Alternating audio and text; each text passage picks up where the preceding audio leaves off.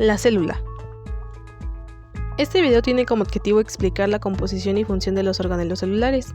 Nosotros somos el equipo 1, conformado por una servidora, Sara Gaitán, Selma Gabriela Dueñas Velasco, Odalis Andrea Román Nájera, Kevin Kovics. La célula es la unidad básica funcional y estructural de la vida. Se encuentra compuesta por La envuelta nuclear es una estructura formada por una doble membrana que cumple diversas funciones vitales para la célula. Una de ellas puede ser separar físicamente el nucleoplasma del citoplasma y entre muchas otras. Esta envuelta nuclear está compuesta por dos membranas, la externa y la interna, con un espacio intermembranoso entre ellas llamado cisterna perinuclear. La membrana externa se continúa con retículo endoplasmático y tiene ribosomas adheridos, mientras que la membrana interna contiene proteínas que interactúan con la cromatina y la lámina nuclear. ¿Pero qué es la lámina nuclear? La lámina nuclear es una red de proteínas que separa la membrana interna de la cromatina y está compuesta por láminas A, B y C. Esta lámina nuclear sirve para mantener la estructura de la envuelta nuclear, sirve de anclaje para el núcleo y el citosqueleto, entre muchas otras. Los poros nucleares son esenciales para el transporte entre el nucleoplasma y el citoplasma. Actúan como puertas de comunicación y son cruciales para la función celular, la respuesta a señales externas y la diferenciación celular. Los poros nucleares son esencialmente numerosos en células con alto tránsito de sustancias. En una célula promedio hay aproximadamente 11 poros por micrómetro cuadrado de envuelta nuclear, lo que equivale a unos 3.000 o 4.000 poros por núcleo. Los poros nucleares están formados por proteínas llamadas nucleoporinas. Los poros nucleares permiten el paso libre de pequeñas moléculas en transporte selectivo de proteínas y ARN. El transporte es mediado por proteínas como las importinas y las exportinas, quien reconoce secuencias específicas en las moléculas a transportar. La cromatina es una combinación de ADN y proteínas, principalmente histonas, que se encuentran en el nucleoplasma rodeado por la envuelta nuclear. La cromatina se organiza en dos formas, heterocromatina y eucromatina. La heterocromatina es la forma compactada y transcripcionalmente inactiva, visiblemente como zonas oscuras cerca de la envuelta nuclear y el nucleolo.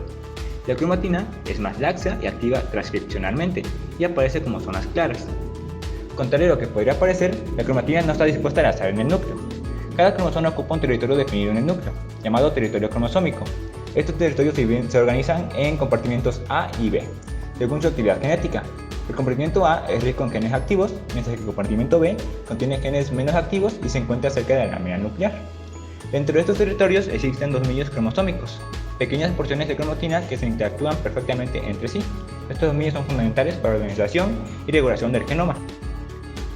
El nucleolo es la estructura más visible dentro del núcleo celular. Esta estructura no está rodeada por una membrana, pero tiene una organización definida.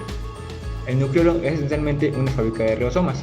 Aquí es donde se sintetiza la mayor parte del ARN ribosómico y donde se ensamblan las subunidades ribosómicas. Estas subunidades luego salen al citoplasma para formar ribosomas completos, que son vitales para la síntesis de proteínas.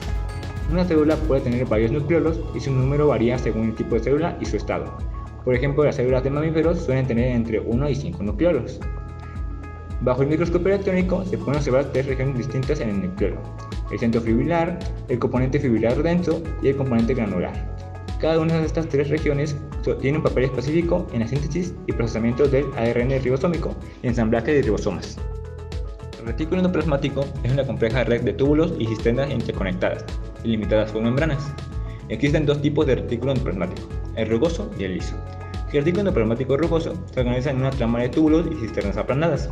Su principal función es la síntesis de proteínas destinadas a exportación fuera de la célula, a otros organismos o como componentes de membrana.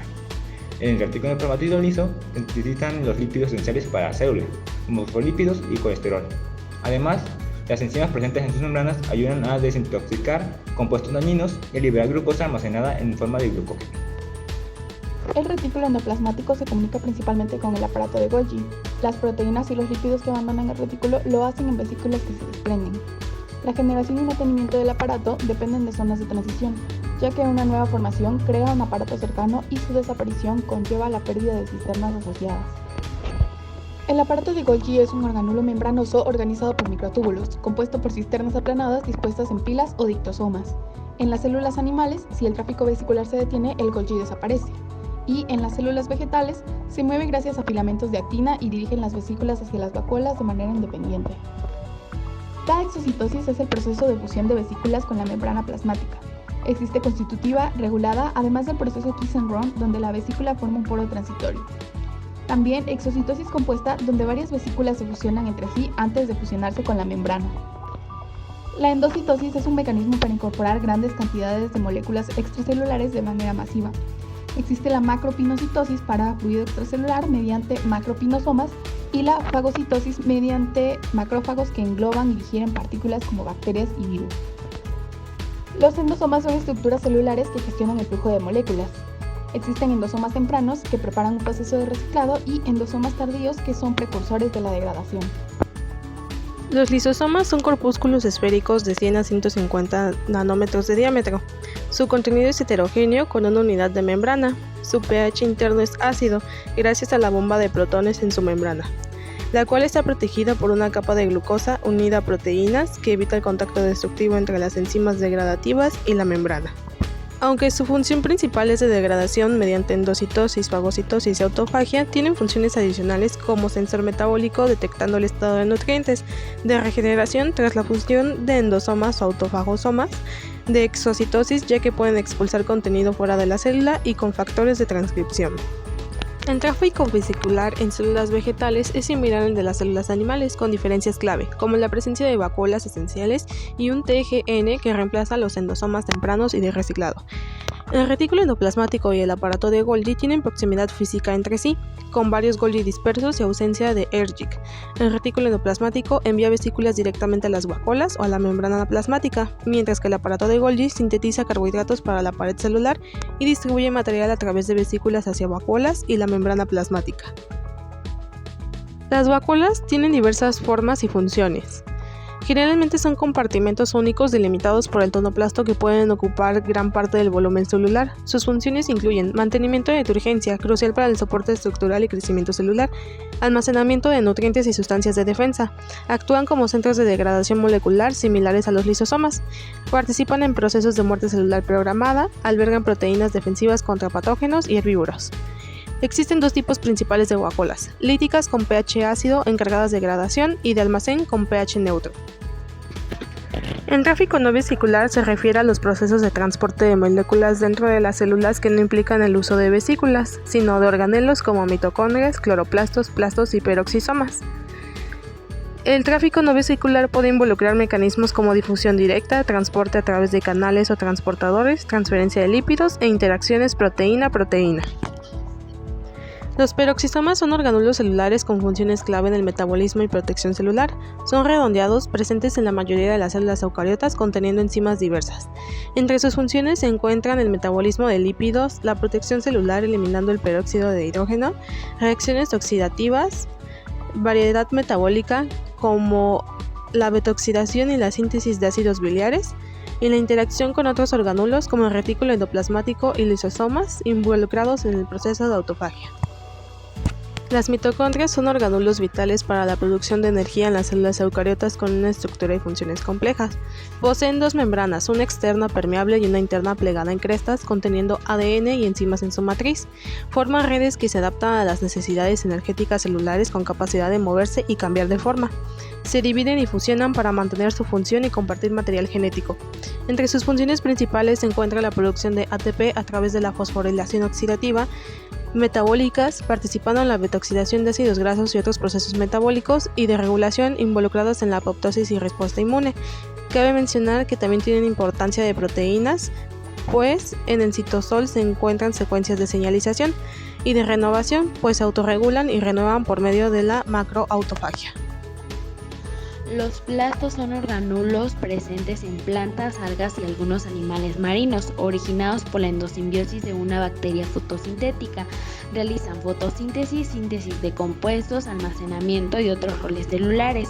Tienen la doble membrana, compartimentos internos como los tilacoides o túbulos. Contienen ADN circular y se dividen como las mitocondrias, regulados por los genes celulares. Son los proplastos, contribuyendo a la diversidad de los plastos en plantas, etioplastos que producen ácido gibberélico, aleoplastos que contienen aceites y lípidos, y los proteinoplastos que almacenan proteínas, cromoplastos que son plastos con pigmento que les dan color a las plantas. Los cloroplastos son organulos grandes en las células vegetales que contienen ADN y producen clorofila para la fotosíntesis. Se dividen principalmente durante la fase S del ciclo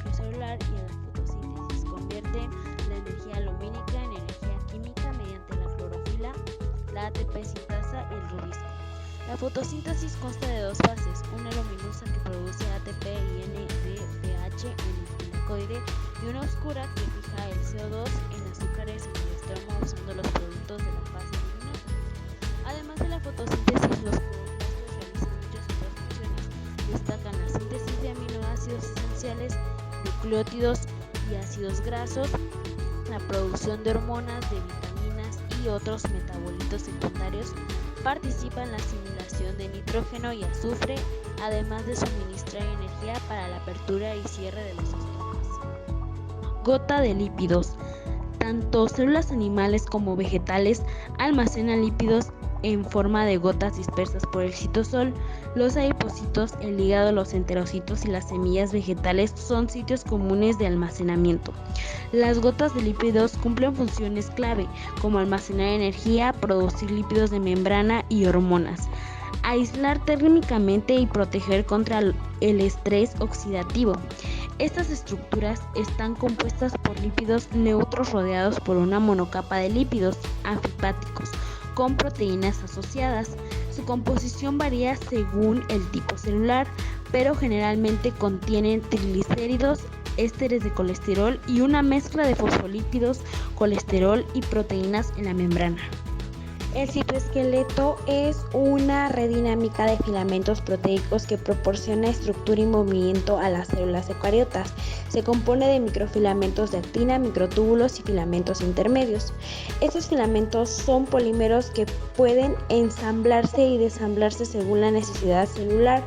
El citoesqueleto regula diversas funciones celulares como la forma, el movimiento celular, la división celular, el transporte intracelular y la resistencia mecánica. Las proteínas motoras son clave para el movimiento a lo largo de los filamentos.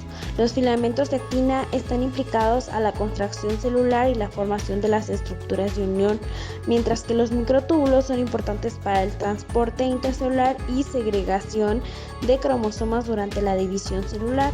Los filamentos intermedios mantienen la integridad estructural de las células y la cohesión tisular. Los filamentos de actina o microfilamentos están compuestos por la proteína actina, con variantes alfa abundante en músculos y beta común en la mayoría de las células animales.